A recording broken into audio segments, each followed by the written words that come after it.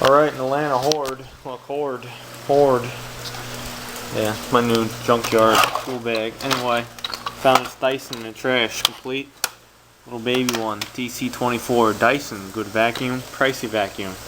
I've been screwing around with this thing for a while. I couldn't figure out why it doesn't suck when you got it in the floor mode. Alright. Had a similar problem on a larger Dyson.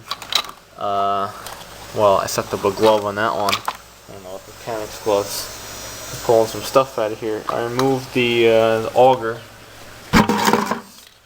Right here, auger. Crap all over it. And then I noticed that a little suction port over there. Check that out. The thing is blocked, so that's my problem. I'm gonna have this thing up and running in about 5 minutes. And this vacuum is worth about 300 bucks. Used, it's probably around like 170, 180.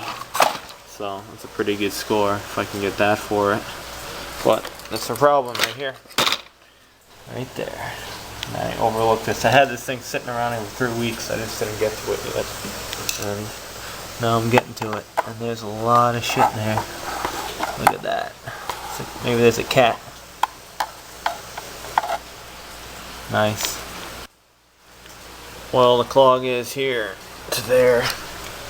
And I'm getting a cat out of this thing. Freaking cat. Wow. This I can't take off. I can't really undo this. Let's see. Someone's been working on this before me. It's all messed up. And they didn't get it off. See all that? Came out of here. This thing is a mess. Freaking mess. I got it out. I have to use a shop vac. I fished out most of the stuff by hand and then just put my shop vac nozzle right in there. It's clear. Put it back together. Clean this baby up. Okay, clean it all up, put it back together. Broke a wheel in the process. Goes right over there. Hopefully they will goodwill me one. If not, I'll figure out a pin that works. Thing works.